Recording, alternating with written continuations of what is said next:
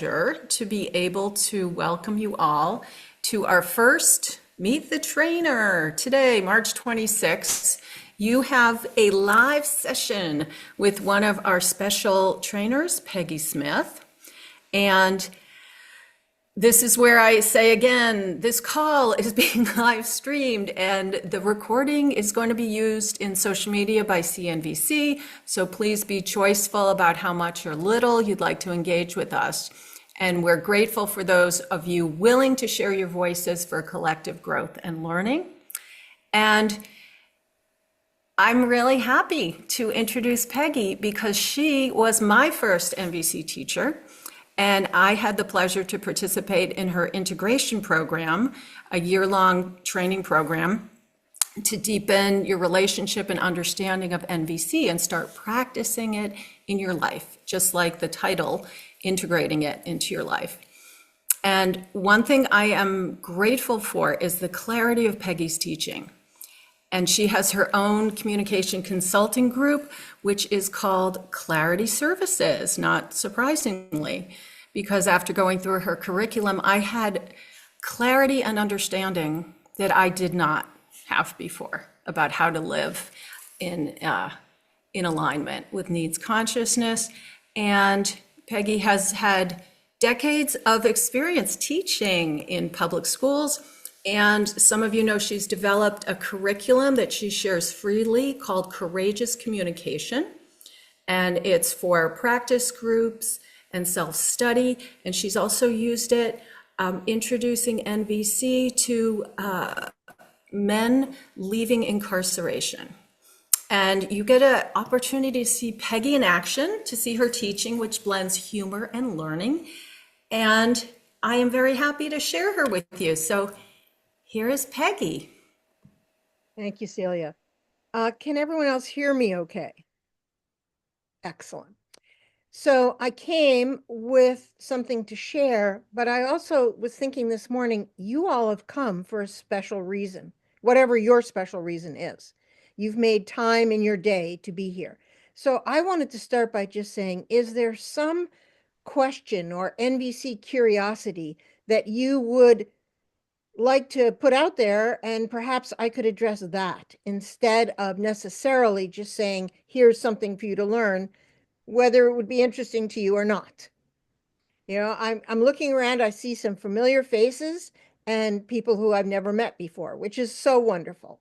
So I just wanted to stop, pause for a moment and say, does anyone have something that they want to for me to explore with them? Or a topic about NVC that they would like, not the logistics of the event, that Celia and Eric and Andy will do after our time, our teaching time. But if you have an NVC topic, I'll actually stop talking for a moment. And here's the trick to teaching online. It's really hard when you ask a question to know how long to be quiet to see if anybody's going to actually say something. But I'm going to give it a feel. Here you go.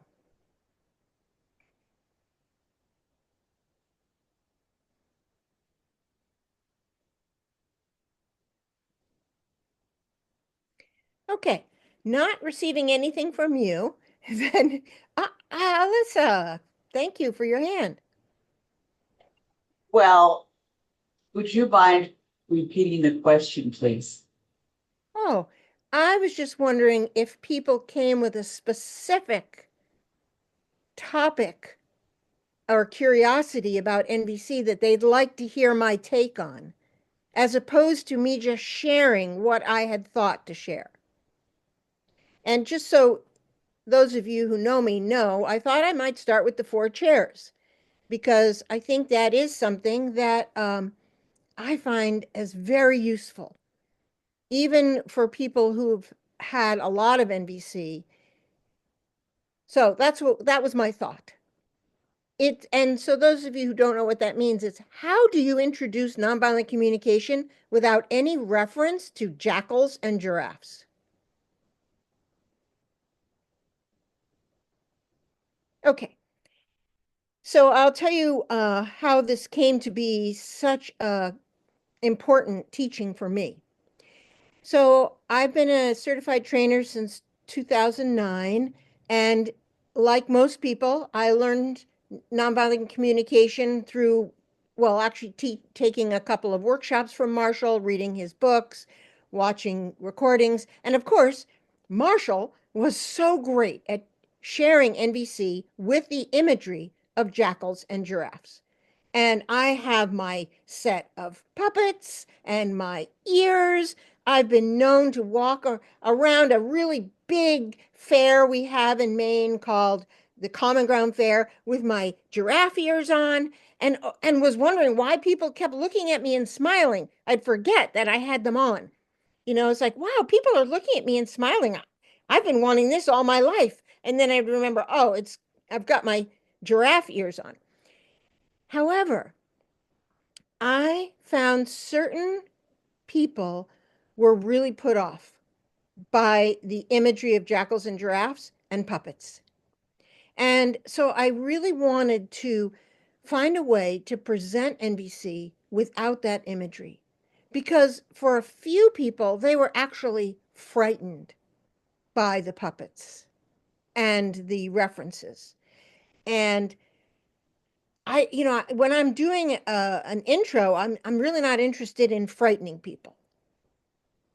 So I had this quest, how do I do it? But I couldn't figure it out. And then I went to a workshop with another trainer, Greg Kendrick, and he introduced the concepts of NVC with 4 chairs instead of jackal and giraffe. And I went, oh my goodness, this is what I've been waiting for.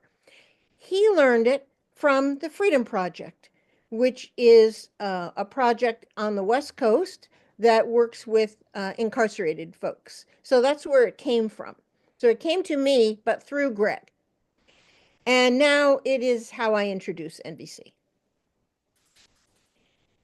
And in order to do this, what I would like each of you to do is think of a time someone said or did something that you didn't enjoy.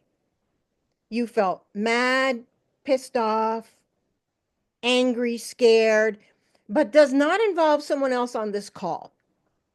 I forgot to say that once at a workshop, and someone brought up something that had just happened between them and the person sitting next to them. And it took me 2 hours to get the group back. So I just want to say, don't think of anything that has something to do with someone on this call. But if you have something in your mind, if you just give me a thumbs up so I know you are thinking about something. You don't have to share it, just so you know. If you give me a thumbs up, I'm not going to call on you to share. But it's helpful for you to have something from your own life to think about. Now, thank you. So with that in mind, is there anyone, because I love to use real situations that are live, not canned. So if anyone has something they are willing to share, I'll use that for the demo, if they're willing. Anybody willing to give me something for the demo?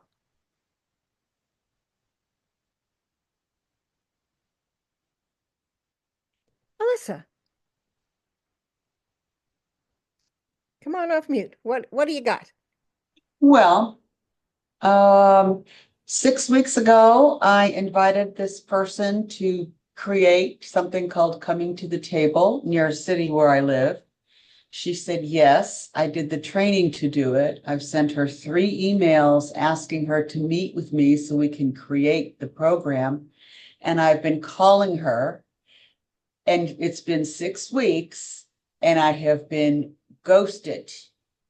And I just don't understand it. Okay, so just for clarity, because I try to stay away from jargon, what I'm hearing you say is she hasn't returned any of your calls or emails or any other way you've reached out to her. Is that correct? Right. Right. Okay, great. And is that okay if we use this for the demo? Sure. Great. So you're gonna be that person. And what I'd like you to do because when you don't return calls, you're not saying what you're doing is kind of just sort of fold your arms and turn away. Okay? Is to represent the fact that she's not returning your contacts. Is that all right? Yes. Great. All right. So now I'm going to screen share and you will see a picture of 4 chairs and you'll also see some writing, but only part of it. And Celia's going to put the document into the chat so that you have this and you can keep it. All right.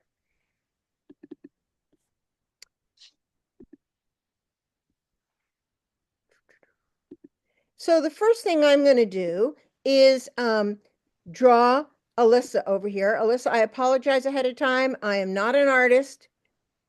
And we're going to make a stick figure of Alyssa that is not an accurate representation, but it will help us.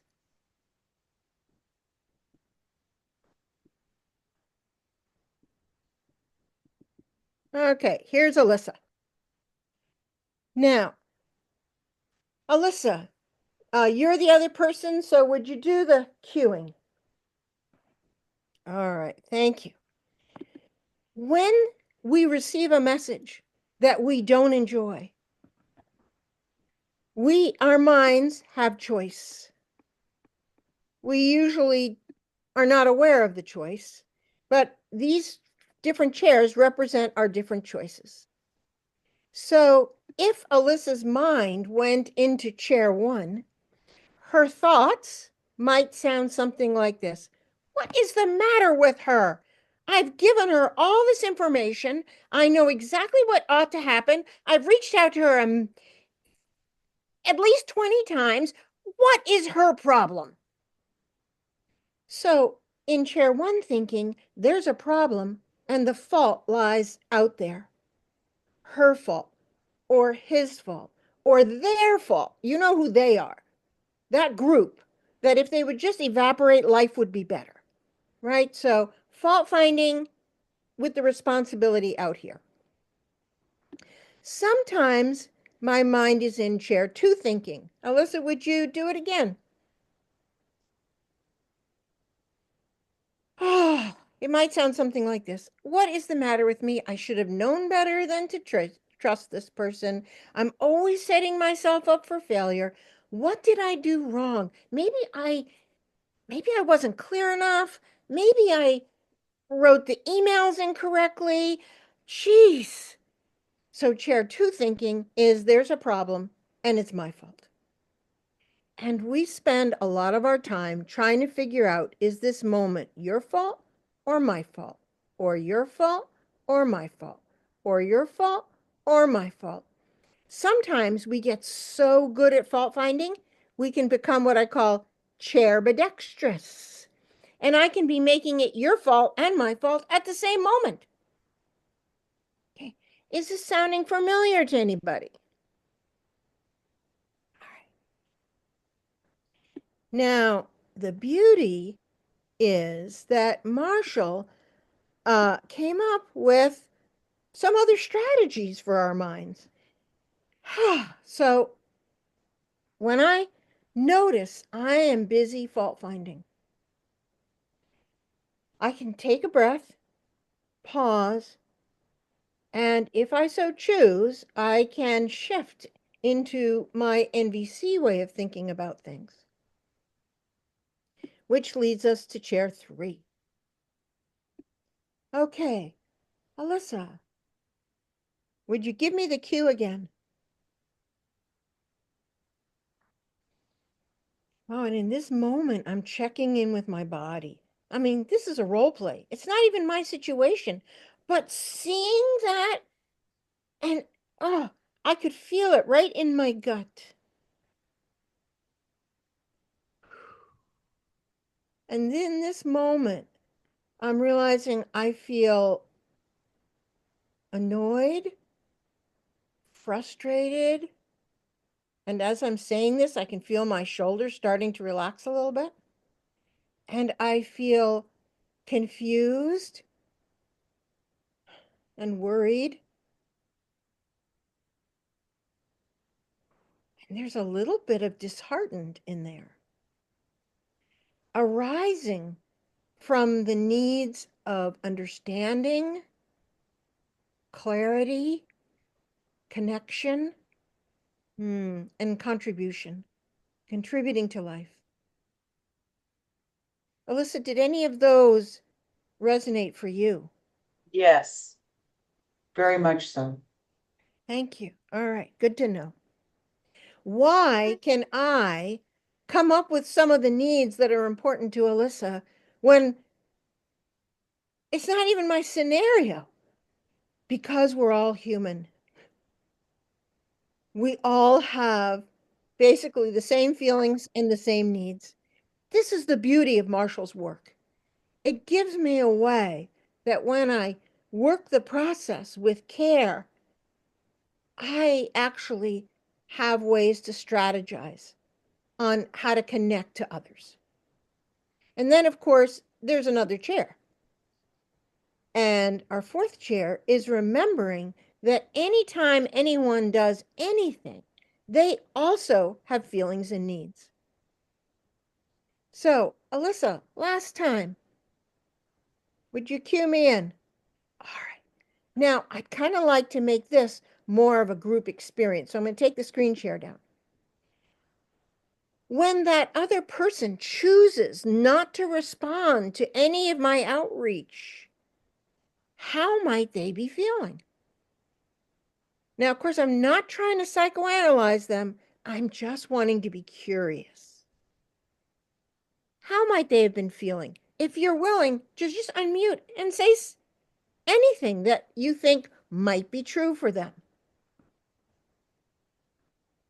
I am so overwhelmed. I can't keep up with anything. Okay, so they might be feeling overwhelmed and perhaps yearning for ease. How else might they be feeling? Might be embarrassed because they hadn't thought about what they should do properly, and they're feeling judged about what their Okay, so plan was. they might be embarrassed and yearning for perhaps understanding and clarity. Perhaps. We don't know. We're not trying to really know for sure. We're trying to be in a place of curiosity. I I'm was thinking, thinking maybe out of control and inadequate.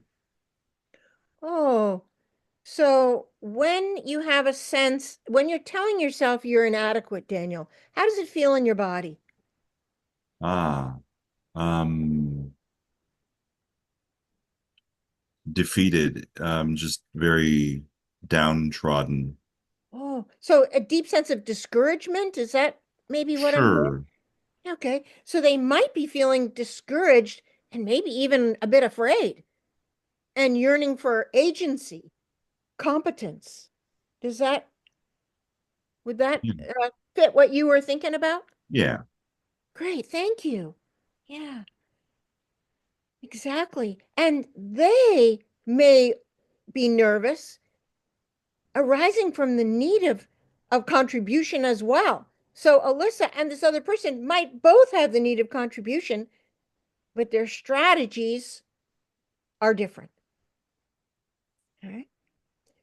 So Alyssa, I'm kind of curious. Can you think of just even one need that might be true for this other person? Trust. Ah, trust. And Alyssa, do you have the need of trust as well? I do. Yeah, thank you. Thank you very much. Alyssa, first of all, if you received any benefit from Alyssa being brave enough to offer her scenario for the demo, would you wave at her so that her nervous system knows, wow, I was vulnerable and it had some good benefit? Great. Thank you, Alyssa. Is it okay with you if I take questions from people, not about your situation, but just the whole process? Sure. Great. All right. So those of you who have NVC background, I know I didn't use the words jackal and giraffe, but did you see the meaning of jackal and giraffe in the four chairs? Yeah. Let me put this up here again. You'll see that chair one, blaming the other, is what we would call jackal out. Blaming the self is what we call jackal in. Connecting to my feelings and needs, that's giraffe in. And being curious about the other is giraffe out. So it's the same material, just without the giraffe and jackal imagery. You might also have noticed that when I talked about the feelings and needs, I didn't say my needs were met, and I didn't say my needs were unmet, because I myself don't find that phrasing very helpful. So this is sort of the ways that Peggy has taken Marshall's frame, which I think is amazingly helpful and has been incredibly helpful to me, but tweaking it a bit so that it's in resonance with my personal experience. So I'd love to hear any questions or curiosities.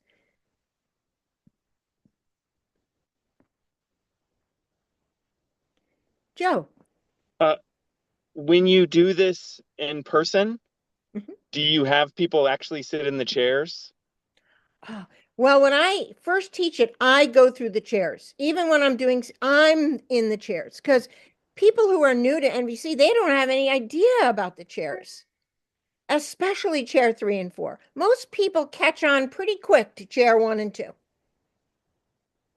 But 3 and 4 are a mystery. So in fact, I want them to really experience the essence of it. And so I usually do it for quite a while. And then, like, when I'm working with a group in a level 1 intro, I may never have someone actually trying to do this themselves. But eventually, yes. Eventually, the answer is yes.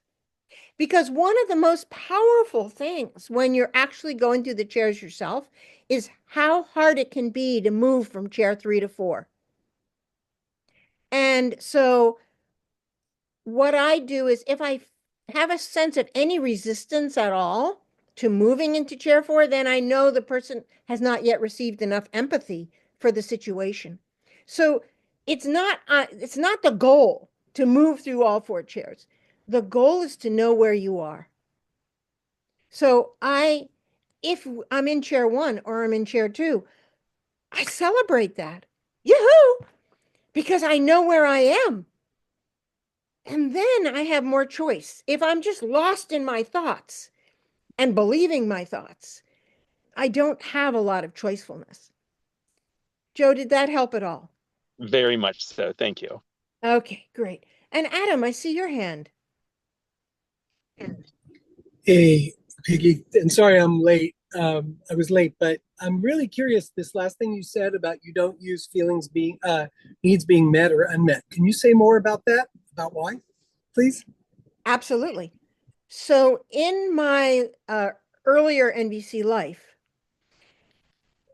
when I would practice the script so well in preparation for a dialogue, and someone had done something that I didn't enjoy, I rarely found it helpful to say, when you said you'd call me in 30 minutes and 3 days later you're calling, I feel, frustrated, concerned, curious, because my need for trust and connection were not met. I rarely found anyone could receive that and not hear blame. Now, Marshall could do it. He could do it. But Peggy couldn't. So I began to experiment. And all I had to do was sort of leave off that last piece. That my feelings let someone know if my needs are happy or not happy. Okay? I don't have to add that piece. To me, it's kind of like, okay, I poked the knife in and now I'm turning it. And it was very rarely well received. So I found that helpful. Here's another piece, Adam. I don't talk about needs as mine or yours. Hardly ever. Occasionally, it seems like the best thing. But I like to say the need because of the need of trust, the need of connection to help me remember the other person has that need too. Like Alyssa could say the need of trust because Alyssa has the need of trust and she's imagining the other person does too. So it's a cognitive way to help me remember this need doesn't belong to me. It is shared by all of us. So Adam, I'm wondering how that is for you to hear. Uh, Meets the need for learning. Thank you. Great, wonderful. Because I think what Marshall offered the world is so precious and so vital for the place where humanity is right now. And this is the image I have. It's like language is like a ocean liner. And I've actually crossed the Atlantic Ocean in an ocean liner. Let me tell you, when those babies get going, it's hard to turn them. It's like a lot of centrifugal force. So this is language, right? Coming through centuries. And Marshall wanted to take this flow of language and turn it away from blame and judgment to a place of connection. Ocean liners take a lot of space and time to turn around. And to me, it's like he started the turn. He got us about 90 degrees around, right? But for me anyway, I needed to tweak it a little bit more. That's the imagery that I use. So, other questions or curiosities? And I'll just say, Celia, I have not tracked time at all. So you tell me, how much more time would you like me? Because I'm having such a good time with this group. You know me, I could go on for another couple hours. How much time do I have? So we have you down for another 16 minutes. So that's, Spacious. I can hope, yes.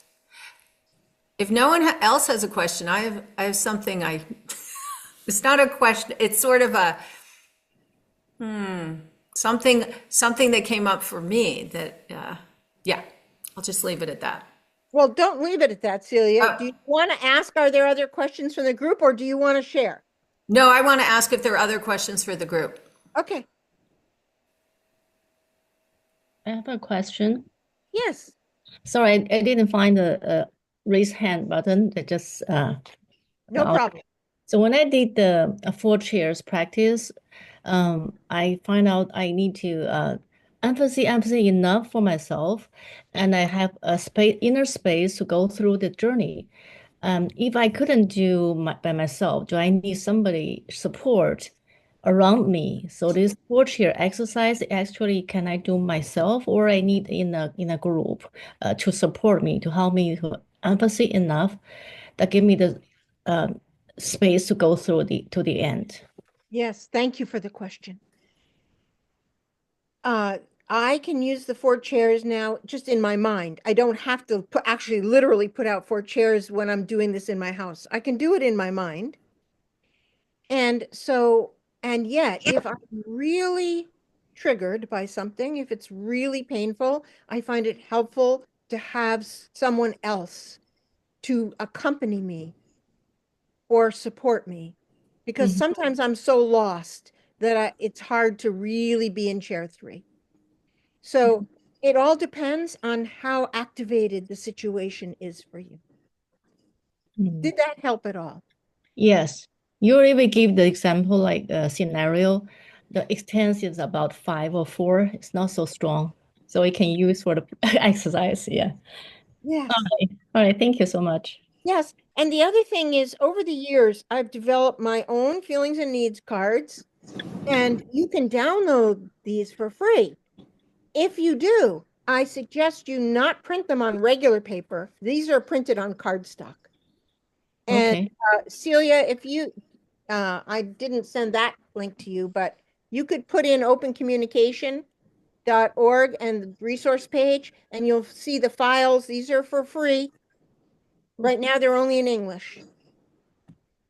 Okay. Yeah. Thank you. And I'll do that just a minute, Peggy. We have one question from the chat. I don't know if it's from Amy, and Amy asks, do you address the system we are in and the effect that has on practice? Oh, of course. I mean, we live within many systems. Our family systems, our societal systems, so many systems that are influencing us. And we all think it's our neighbor, that's the problem. And so learning to care for our nervous systems within these various systems that we not only do we live in, but that come down to us through our ancestors. All of these systems are affecting us. And that just means empathy is so important. So, Amy, I don't know if that helped at all. Yes, thank you. I'm just thinking about the current, for lack of a better term, uh, the current culture of white supremacy or racism Of that course. we're Yeah. navigating. Yeah, that our nervous systems are responding to and reacting to. And so practices to help our nervous system be as settled as possible is also really important to me. So to be able to use NVC from a truly centered place, as opposed to using it as a script to more kindly tell someone that they're a jerk. Okay. This can be what happens. It's like, let me find a nicer way to tell you how wrong you are. I never find this very effective. So that is actually why I have studied for over 10 years now with the certified trainer, Sarah Payton, because her work is about how do we care for our nervous system, no matter how much it's being bombarded, and even helping our nervous systems help heal the energies that were passed down to us literally genetically through our DNA. And so within my work, I weave Sarah's work into my NVC work because to me, it's all the same. It's all in the same stew. So anything that helps me be more nonviolent, anything that helps me create more nonviolent energy in the world, count me in. Amy, did that help at all? Yes, thank you. Okay.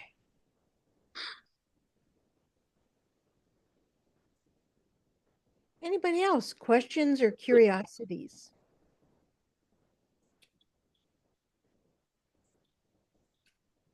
Alyssa, I see your hand again.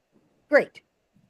Yeah, thank you. So I got the 4 chairs and I got an awareness of how she might be feeling.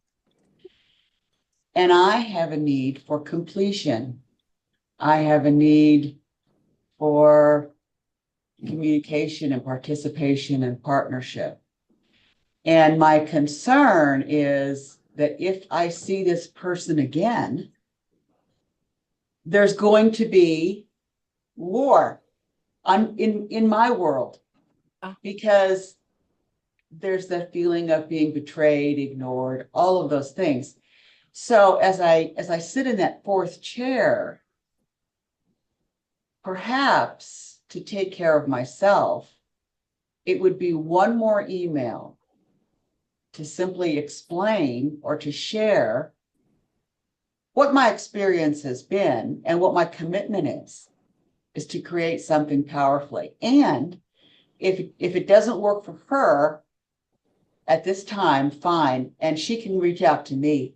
But I have to do something for myself now to complete all of my efforts to reach her.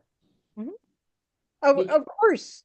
And yeah. So I'm going to suggest that after maybe touching into chair 4, you actually spend more time in chair 3 so that you get enough empathy for how painful this has been for you.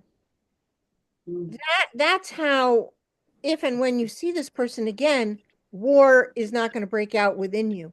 If you have a sense of I'm fragile, if I even see her, internal war will break out. That's a clear signal you don't have enough empathy yet. And there's no for you. Yeah, and it may not be you for you, like it was mentioned before. It may be best to have somebody else also to accompany you and offer you empathy for how difficult this has been and how big a yearning you have to contribute so that whatever you write to her, it's without strings attached. Definitely. And how is that for you to hear, Alyssa? It makes perfect sense. Yeah. You know, I'll be transparent. Not all the relationships in my life work out the way I want. And it is difficult to let some of them be what they are, not what I dreamed they would be. It's not easy. NVC is not easy. And it's, to me, a dedication to creating a livable world. Yes, Eric. I had a follow-up question that's sort of related. I'm hoping you can take a shot at it. Okay.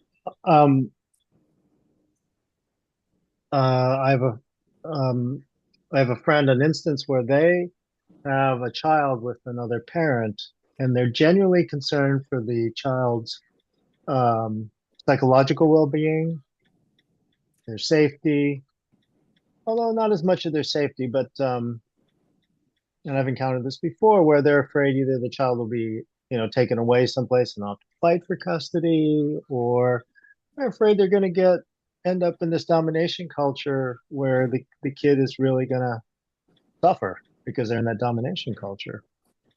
And and it's hard then, I think, for this person to not be in sort of what I call demand energy, like, hey, this is my boundary man. So you can't be around these uncles or aunts because they're going to be really not good for the kid. So, for them, there's real fear and there's real concern. And I don't know, what would you say to someone like that who's going through that? Because I think, it's hard to set a boundary with a partner, when you're with and raising a kid together and they want to. Yeah, it's very difficult. And one of the things I would suggest is, well, first of all, I think it's really important to be able to say no. And I did that myself when I was co-parenting with my ex-husband. No, this is my boundary. Now, understanding that I can say no all I want, but when they're not with me, actually, how do I know? Right? So it's NVC doesn't necessarily make life easy. That's for sure. Yeah. So I am all about saying no and why, right? The why am I saying no? And trying to hear what is it about my no that might be difficult for you. And in reality, understanding in especially co-parenting situations where, let's face it, most of the time there's a lot of pain and hurt. There's a reason why we're not in coupleship anymore. So often I think having a really skilled mediator, an NVC-based mediator, to really make sure that we are agreeing to a co-parenting plan that everyone agrees to. And so I think that's all I can say to this situation because I don't know that much about it. But I will say this, that my business partner, Leah Boyd, who I'm anticipating will be there, is an NVC-based mediator, and she used to work at Family Court. And after a little while, both the judges and the staff in Family Court would start to say things to her like, "What's your magic?" And what they meant by that was not only did she help people come up with an agreement for co-parenting, but the agreements stuck. And their experience was, in general, oh yeah, the mediator helps them get an agreement, but in 3 months, they're back again. And Leah's key is keeping the idea that this really has to work for everybody. So if she had a sense that any agreement really wasn't doable and sustainable for a party, she would say, are you sure you really want to agree to that? Right? So, right from the get-go, do we really make sure, not just to get an agreement, but to get an agreement that has the chance of longevity? And that's the other benefit that NVC can offer, which is different than many other forms of mediation. I'm going to take your thumbs up. Eric is saying you were satisfied enough with the answer. Great. Excellent. And those of you who are thinking about coming to this IIT, not only will Leah be there and hopefully have an opportunity to share the benefit of her NVC mediation, but Leah and Heather, who's also on this call, they're in a musical duo called Peaceful Means, and their work is all about creating music to support nonviolent communication. So, Peaceful Means, make sure you get something in the chat about that. So you can, right from ahead of time, hear music. And the initial invitation to Leah and Heather was, can you create some music that trainers could use as rememberings at IITs? This was like the initial invitation. And they've created some wonderful music together, in my opinion. Thanks, Heather.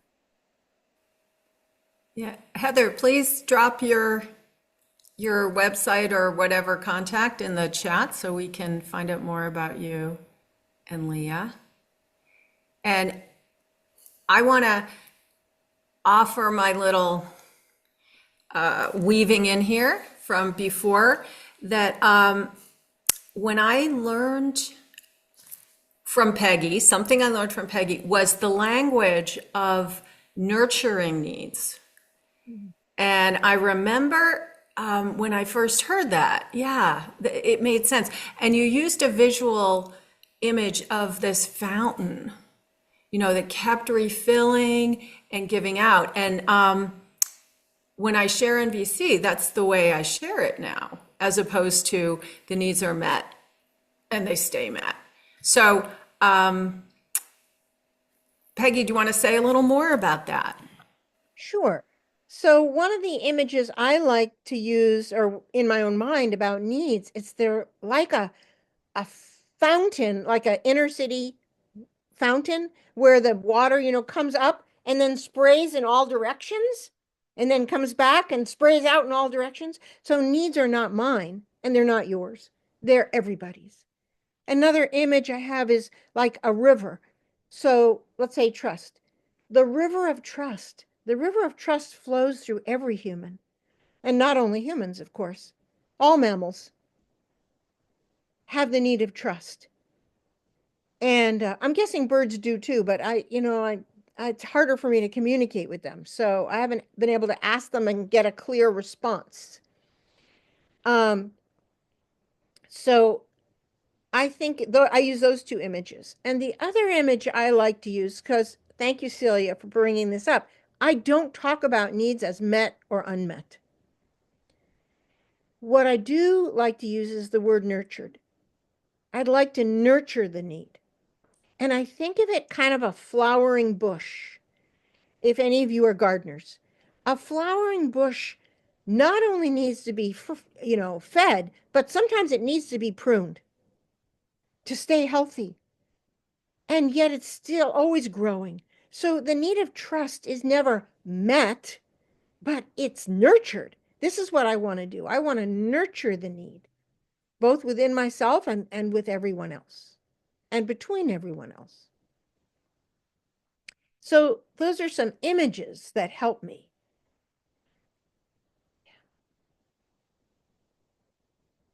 How are we doing for time, Celia? Well, we have time for maybe one more question if people have, there's something someone would like to ask. And then there'll be time with the organizers for you to ask the logistical questions.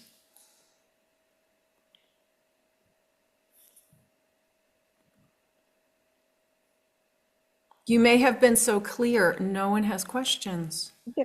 So I often like to say this as a teacher, when you say, are there any questions? When no one says anything, there's two possible sources. Either I've been so clear that you get it, or I've been so muddled that you are so confused you don't even know what question to ask. Because that is often how I am when I'm in a class. If I'm confused, I don't even know what question to ask. And I see Adam's hand is up. Yes, Adam. Feeling greedy.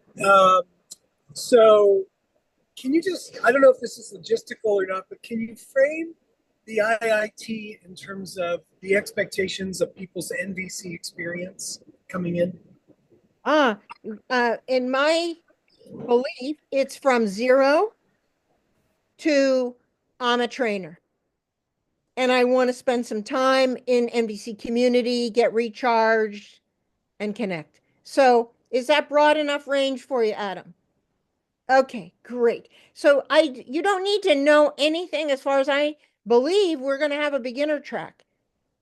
And to me, the beginner track could be for beginners, or it could be for someone with experience who wants to start teaching and they want to go to a beginner track to hear how these trainers present as a way to increase my capacities for sharing. So to me, I see both of those. I tell people, and it's really true, this is how many times I went to a level 1 in my development. 10 level 1s. Because at the time in where I live in Maine, there was no NVC. None. 0. What are you talking about? Right? And I met a trainer who I brought to the state of Maine to start teaching level 1s.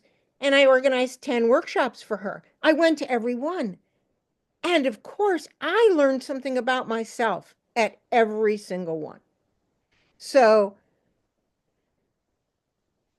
all are welcome at any level as far as I'm concerned. And Alyssa, I see your hand again. I'm so celebrating. Yeah, I'm just curious. I'm trying to envision. So we've been on this call for close to an hour, and we've learned something fundamental and valuable. And I'm trying to imagine what could possibly go on for 9 days. Oh my goodness, there is so much, Alyssa. Not only is there so much, because you can get into some really deep work, not only like how to incorporate it, but how to teach it and how to work with enemy images, which is, advanced work. And let's face it, no matter how much NVC we have our edges. All of us have our edges. I call it falling off the cliff. So no matter how much you practice, how deep your spiritual life is, there's an edge in which you fall off the cliff. And so we can be starting to explore those things, as well as having fun together. And we'll live together long enough that we'll start pissing each other off and we'll be able to start practicing NVC in real time. And hopefully that interests you and doesn't scare too many of you. In fact, the IIT that I went to, one of the trainers pissed Marshall off. And part of the event was a fishbowl in which Marshall and this trainer were having a conversation with each other, moderated by another trainer. So you just never know what's going to happen at an IIT. My dream is that we're going to all leave loving each other more than when we arrived. But only time will tell. Thank you. Yeah.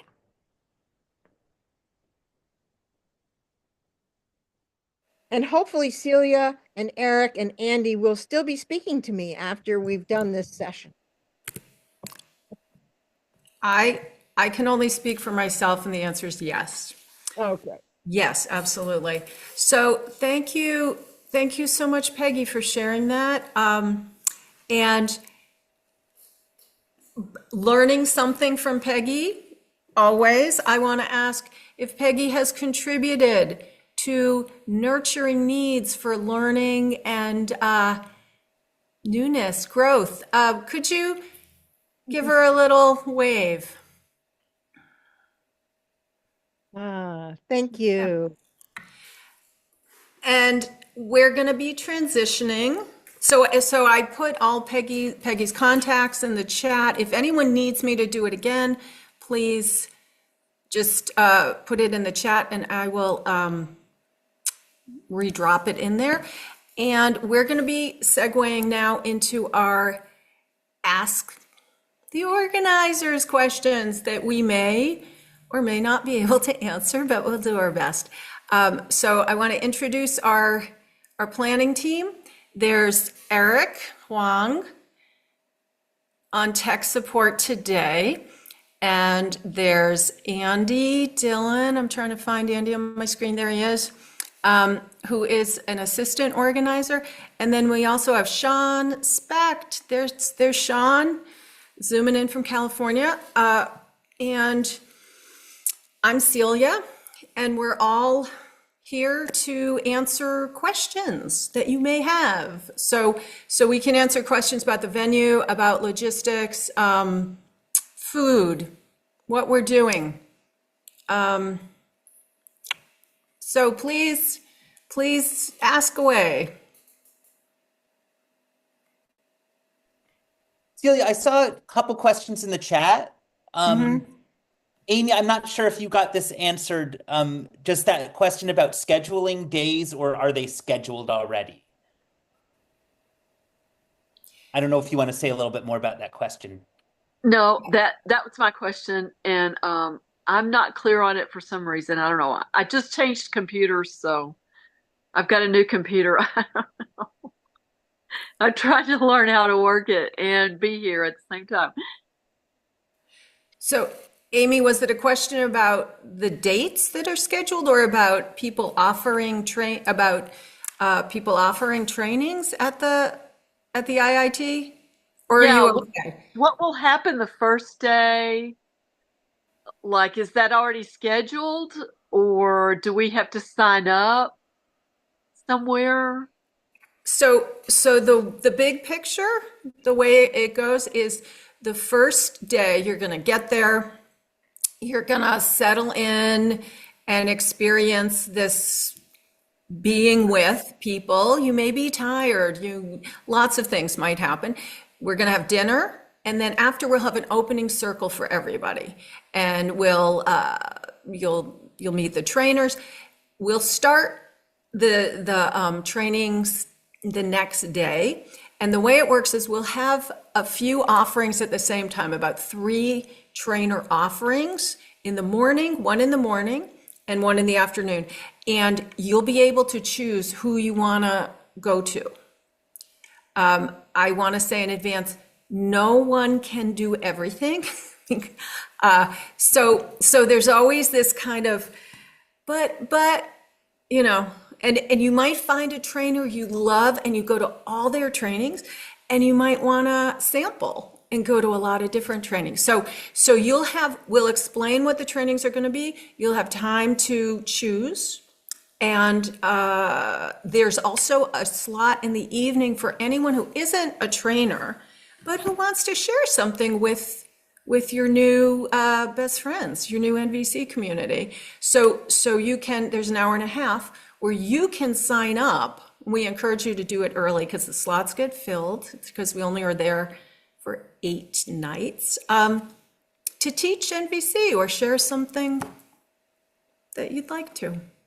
So does that answer your question? Yes, I feel more clear about that. And I'm sure there's no bad trainers there. I've never met any bad trainers.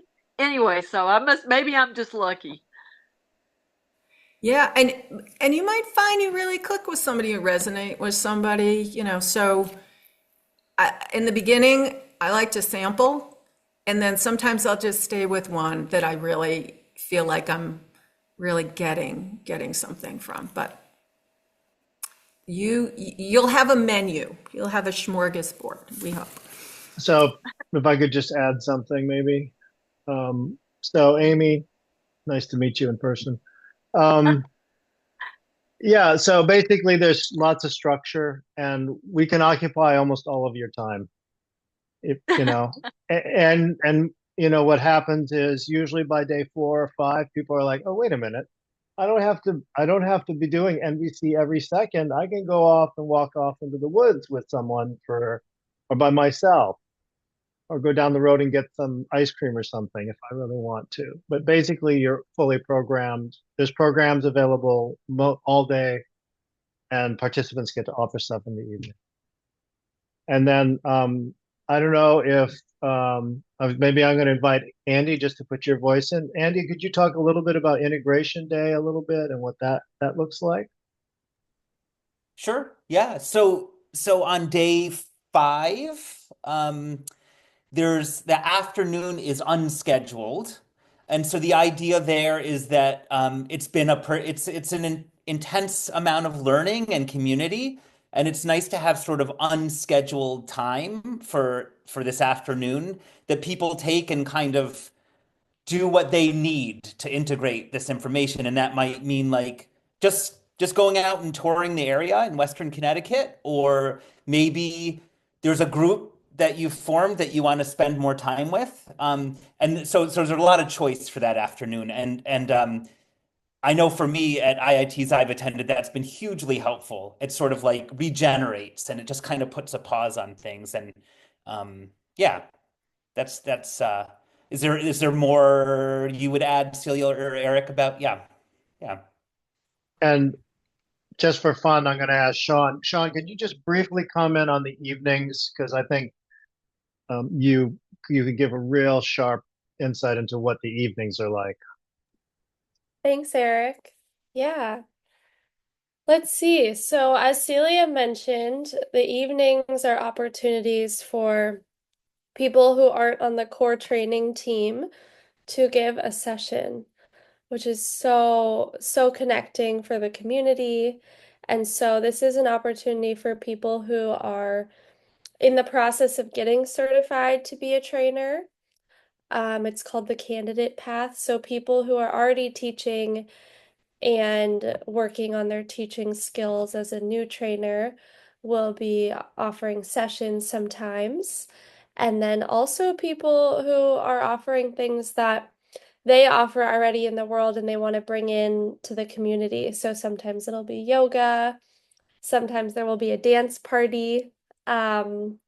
Oftentimes there will be a dance party, and of course there will be things simultaneously happening just as there are during the day. So you'll have 5 amazing things to choose from, perhaps, and then you'll get to practice your decision-making skills and experience either, the fear of missing out or the joy of missing out, and choosing whatever works for you. And then, of course, the evenings can also be your time to rest too. Just as Integration Day is amazing to rest, sometimes I need a rest because there is programming happening all day long. Sometimes even there's options before breakfast.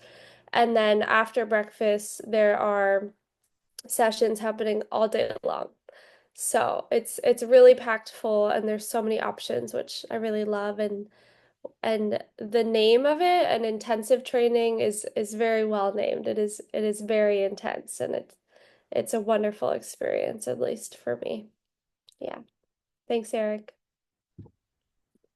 Zachary? Yeah. Yeah, hi. I couldn't figure out how to press the button to raise my hand, so I had to actually raise my hand. But hi, I'm Zach. NVC has been a really influential tool for me in my own personal relationships for about 10 years now, or 15 years when I first learned about it. But this is the first time I've ever tried to thought about going to an intensive 9-day type of camp. I've attended several like smaller workshops around my hometown here, but I'd like to start facilitating them myself and bringing this same messaging that I've found so beneficial to couples and just people in the community around here. I'm wondering if you can speak to a little bit about what I should expect to leave this conference with as far as my ability to host small groups in an office to teach about this. Is this 9-day training enough for me to feel comfortable, do you think? Or am I looking at, I understand the process of getting certified is like 5-year commitment, and that's rigorous. Um, but shy of that, and I've looked at um, the requirements and what they say about if you're going to host NVC, that you're not supposed to say that you're certified or anything like that. I'm fine with all of that reasoning. That makes sense.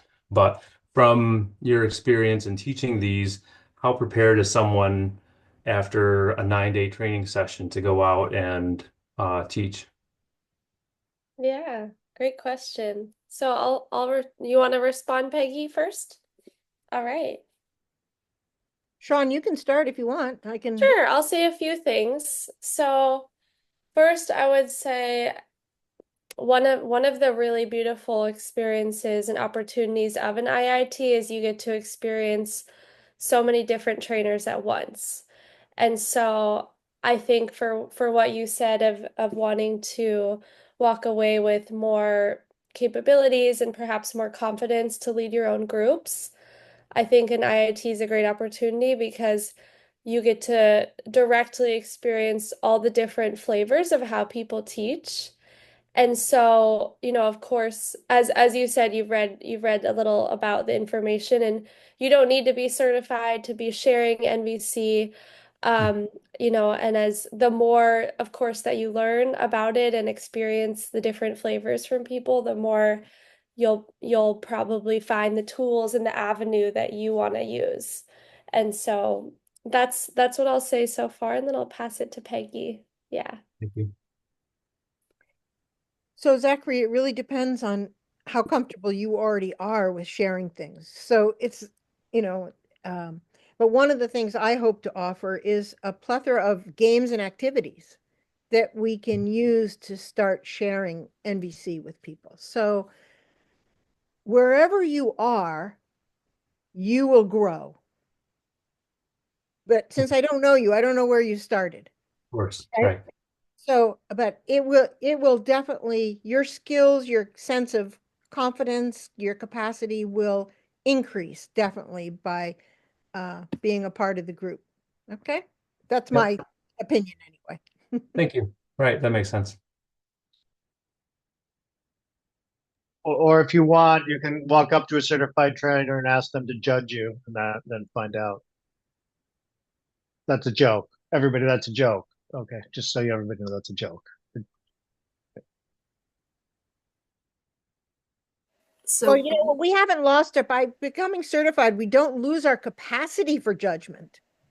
We just add some other capacities. So just rest assured, by becoming involved with NVC, you do not lose your capacity to judge.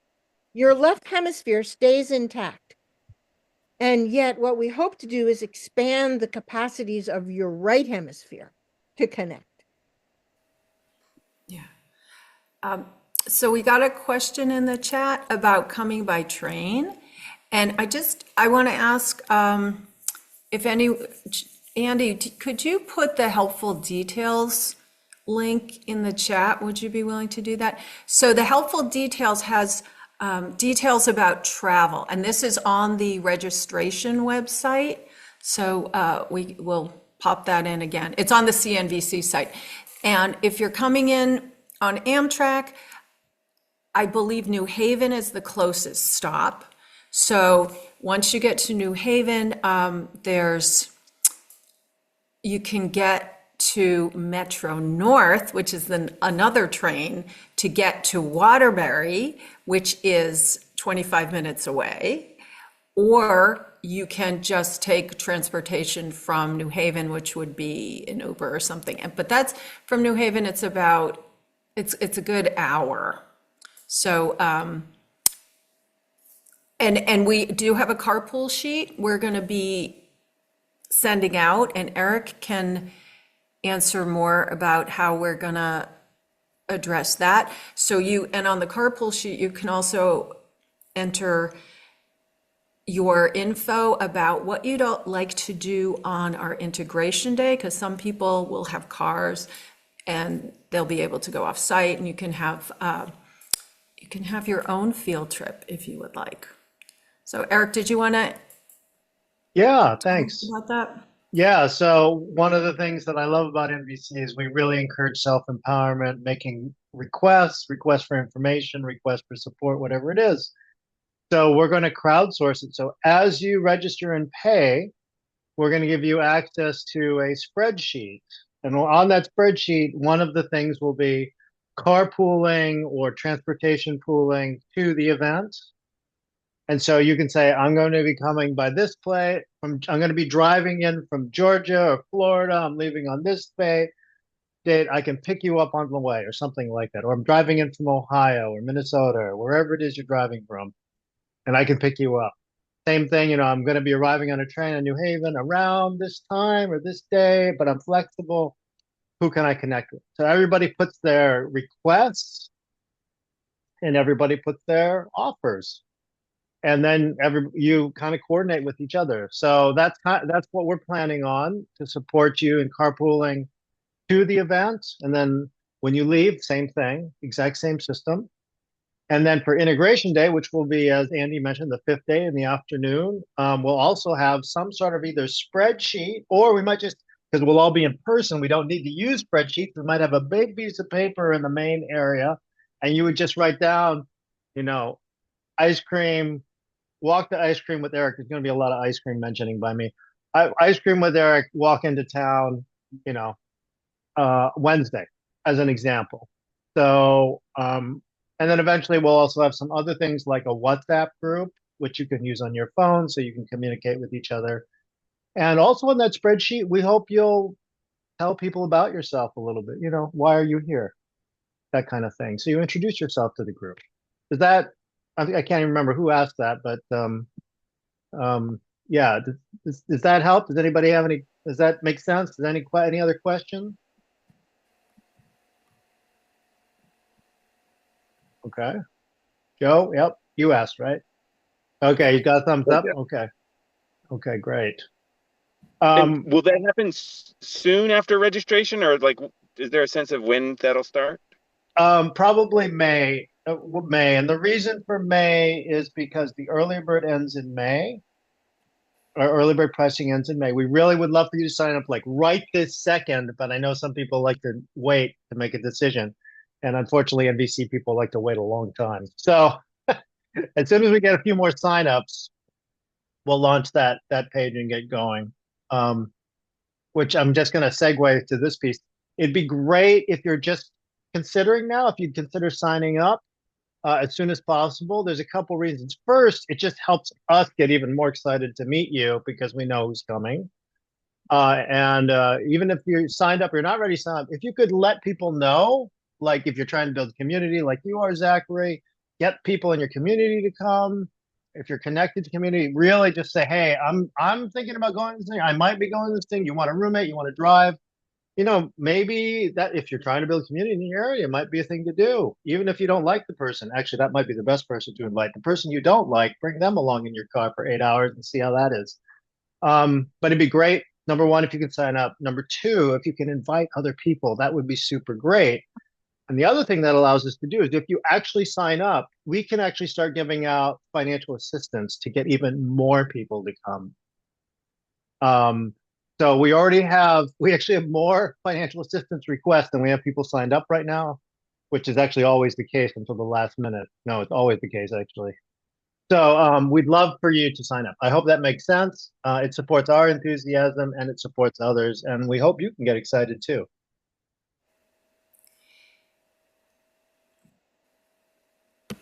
Oh, and I heard the page was not found for the registration, the payment page.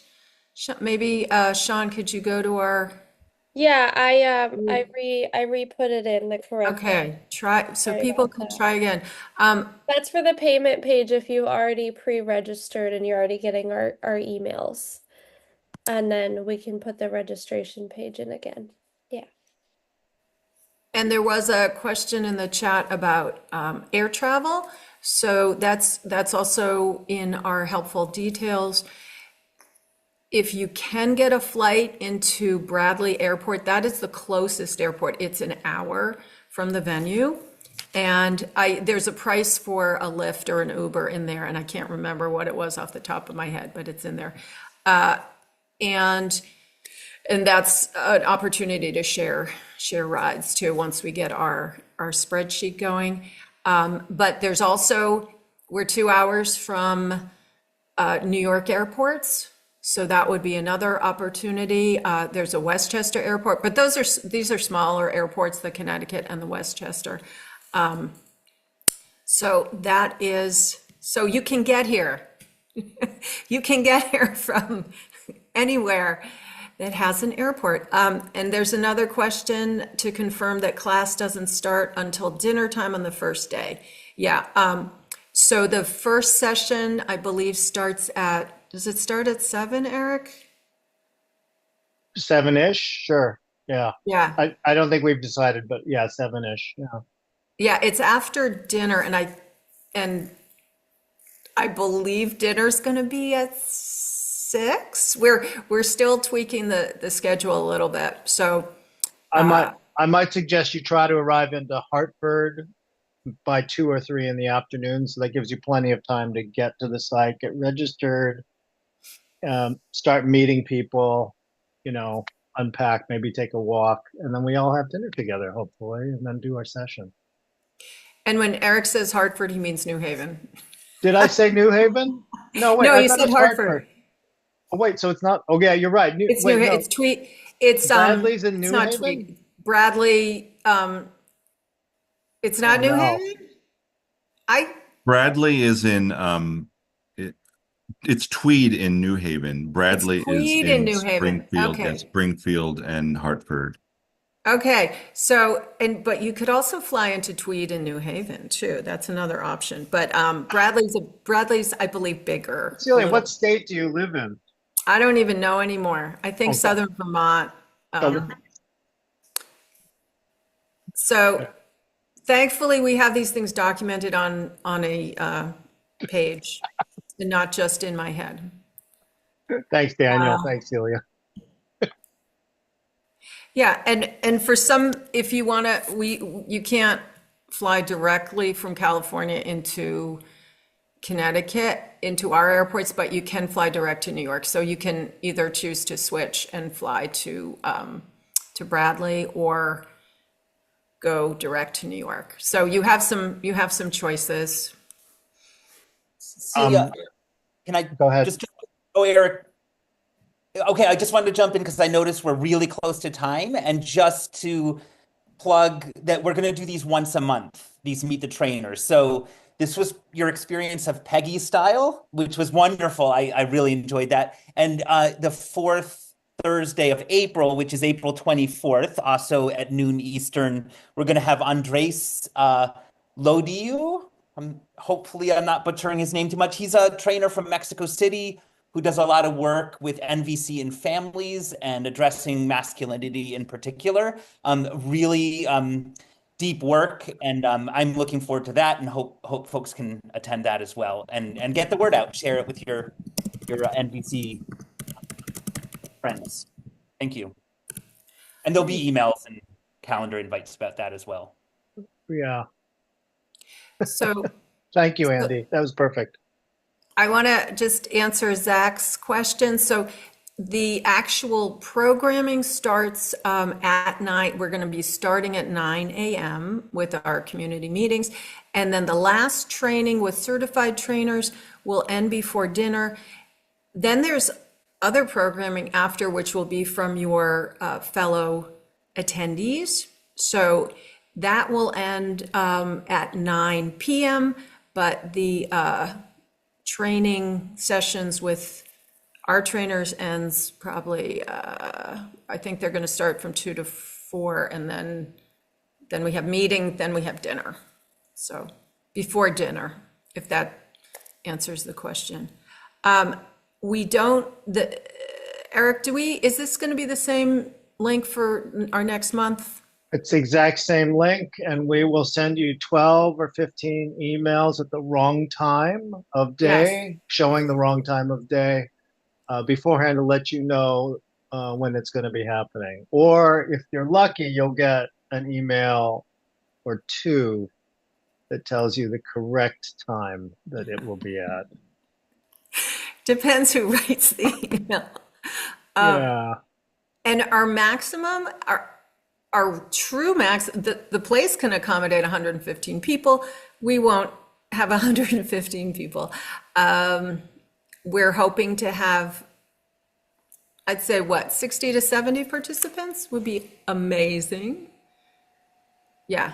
Well, I mean, I think what I'm really hoping is we get so many people into Bradley Airport that we need to hire a whole bunch of horses and buggies to get people from the airport to the venue.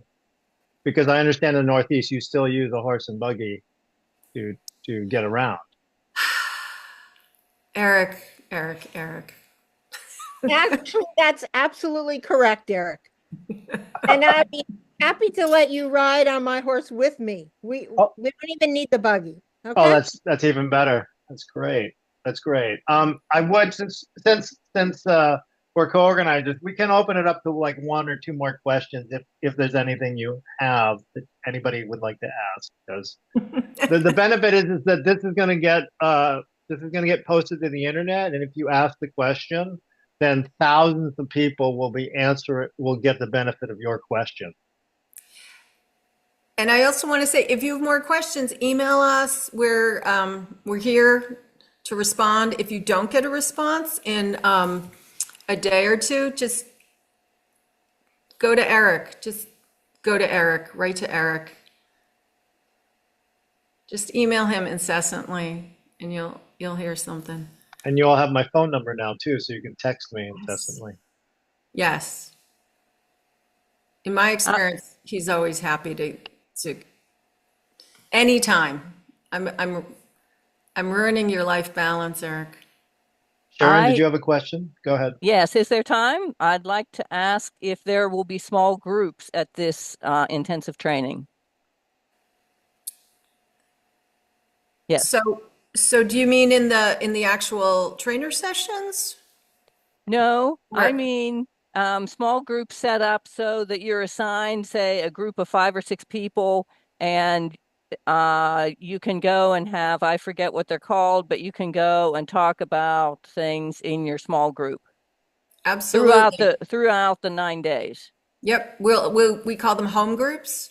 Home groups. Thank you. You'll have time. I think we're scheduling them somewhere after lunch. So you'll have time to connect with this small group, to have to go deeper and process during each day with a small group. So you'll be explicitly assigned a home group, and what will happen is actually something that Andy kind of alluded to, which is you'll actually meet other people you also like to hang out with. So the way I like to think of it is we'll assign you a home group, but you're going to all make your own little home groups throughout the whole week. And you'll be integrating and processing all kinds of things for 9 days straight. Thank you. Yep.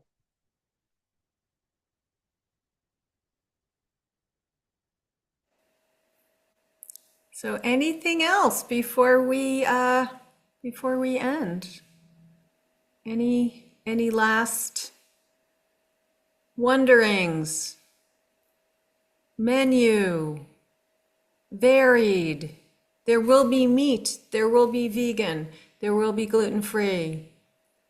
You are welcome to bring your own food. There's refrigerators for us there. If you need to bring food, that is perfectly fine. And and sorry. And I just want to, just because of what we have you and you can't escape at this moment. There will be, we do recommend, bring things that make yourself comfortable, your favorite pillow, your favorite stuffed animals. I know Andy has his favorite stuffed animals. Yeah, and then instruments, musical instruments, dance shoes, drums. We're going to have a banjo player there. I'm so excited. They have just confirmed. So I'm really excited about that. It's going to be a real treat. Metal drum, whatever it is that you've got. And then there'll be a no need for talent show on one night as well. So you can do something as simple as tell bad jokes or something more elaborate, and you can invite